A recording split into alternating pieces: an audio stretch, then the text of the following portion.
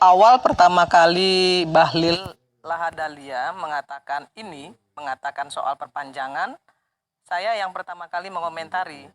Saya bilang begini, kalau Anda mau jadi menteri, mau perpanjang masa jabatan menteri Anda 2 tahun lagi gitu ya, nanti ikut presiden yang berikutnya gitu ya. Jadi nggak usah bawa-bawa presiden, saya bilang. Kalau mau jadi menteri tambah panjang lagi ya nanti kepilih nggak jadi menteri di presiden berikutnya.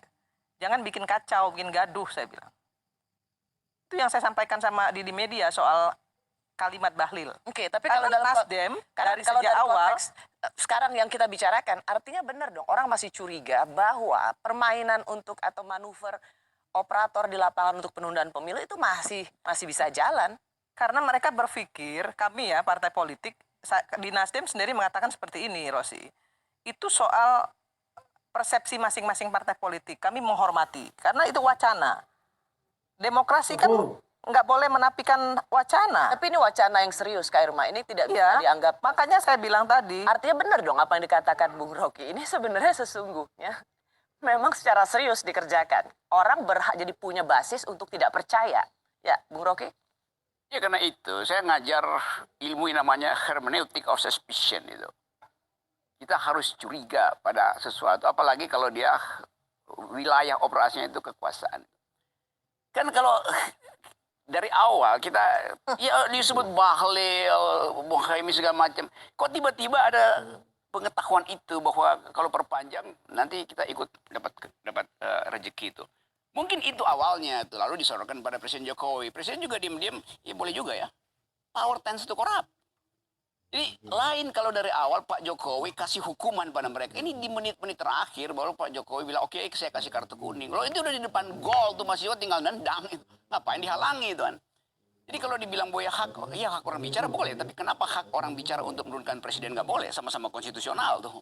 Kan bicara doang itu kan. Tapi kan Anda semua kan larang tuh, jangan dong diturunkan sebelum masa jabatan. Loh kenapa? Cuma wacana juga. Nggak ada yang larang, ini manusia satu nih salah. Demokrasi mengatakan bahwa orang boleh melakukan demonstrasi. Nggak ada yang larang. Saya suka demonstrasi boleh, itu sah secara hukum. Nggak ada yang larang. Kalau dia bilang dilarang, nggak akan ada demonstrasi kemarin. Ini pola pikir dungu yang seperti ini yang saya bilang, jangan memprovokasi lagi.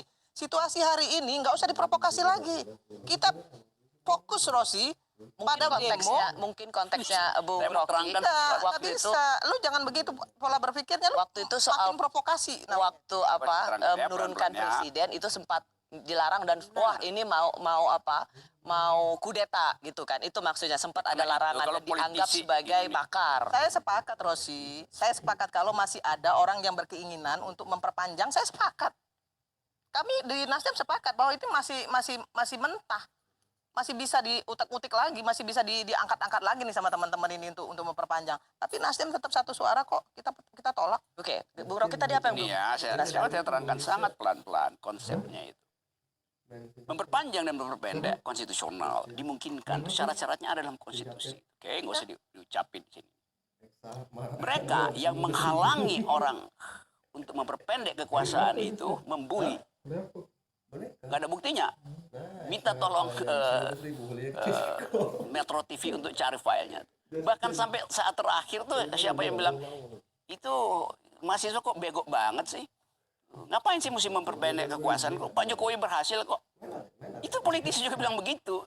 Itu pentingnya saudara Irma itu baca teks yang ada beredar di masyarakat. Bukan dengan asumsi bahwa memang boleh aja.